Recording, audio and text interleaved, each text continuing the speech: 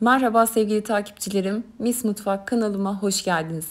Bugünkü tarifim Instagram sayfamın en çok denenen ve sevilen yemek tariflerinden biri.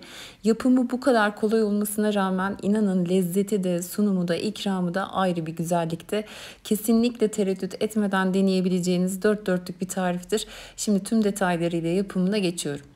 7 parça kemiksiz tavuk pirzola eti kullandım.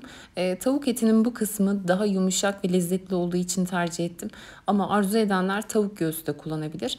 Tavuk göğsünün sadece şöyle bir dezavantajı var.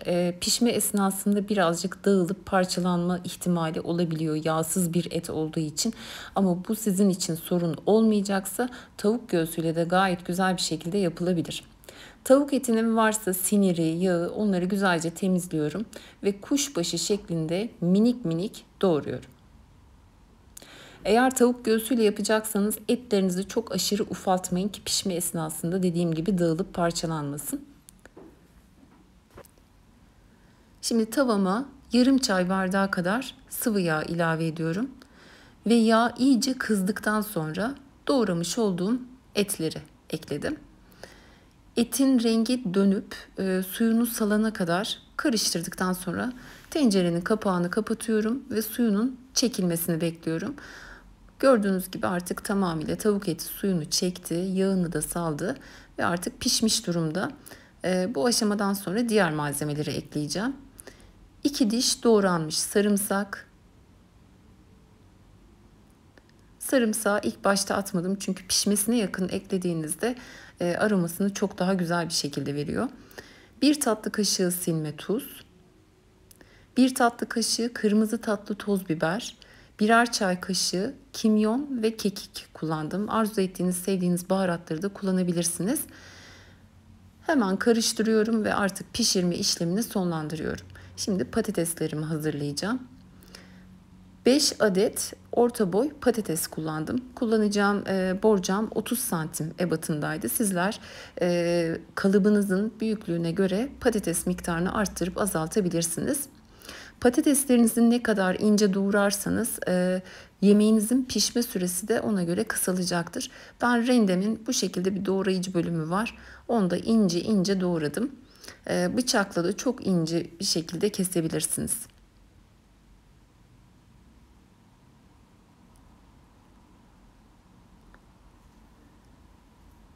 Yarım tatlı kaşığı kadar tuz ilave ediyorum. Çünkü patates tuzu çok fazla çekebilen bir sebze. Ve yine yarım tatlı kaşığı kadar kajun baharatı yani patates baharatı ekledim. Siz yine sevdiğiniz bir baharat türünü de kullanabilirsiniz. Tuzun ve baharatın patatesle iyice bütünleşmesi için şöyle elimle bir harmanlıyorum. Şimdi patateslerin yarısını hemen ayrı bir tarafa alıyorum. Ve geriye kalan kısmı yemeğimi pişireceğim borcamın tabanına eşit ve dengeli bir şekilde dağıtıyorum. Boşluk kalmamasına özen gösterelim. Daha sonra pişirdiğim tavuk etini patateslerin üzerine düzgün bir şekilde yerleştiriyorum. Bu yemeği sadece bu kadar etle yapmak zorunda değilsiniz. Çok az bir miktar et kullanarak mantar, havuç, bezelye ilave ederek de bereketlendirebilirsiniz. Ben o versiyonlarını da denedim. Gerçekten her türlü şekilde çok lezzetli bir yemek oluyor. Şimdi geriye kalan ayırmış olduğum patates dilimlerini de tavuğun üzerine tamamıyla örtecek bir şekilde yerleştiriyorum.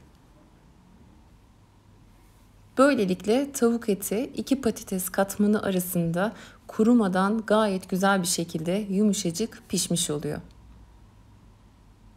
Patatesleri de düzgün bir şekilde tavuk etinin üzerine yaydıktan sonra şimdi sosumu hazırlıyorum. Sos için 1 kutu krema yani 200 mililitrelik krema kullanıyorum. Ve 1 çay bardağı süt ilave ediyorum. Yarım çay kaşığı tuz ve 1 çay kaşığı karabiber ilave edip tüm malzemeler homojen bir hale gelene kadar çırparak karıştırıyorum. Hazırladığım sosu Yemeğimin üzerine eşit ve dengeli bir şekilde döküyorum. Ve önceden ısıtılmış alt üst ayar 200 derecelik fırında patates yumuşayana kadar pişmeye bırakıyorum. Patateslerin piştiğini de bir kürdan yardımıyla test edebilirsiniz. Bu kıvama geldikten sonra fırından çıkarttım ve üzerine bolca kaşar peyniri rendesi ilave ediyorum. Ben tel peynir kullandım. Elimde tel peynir vardı. Sizler istediğiniz türde eriyebilen bir peynir kullanabilirsiniz. Mozzarella peyniri, dil peyniri, kaşar peyniri gibi.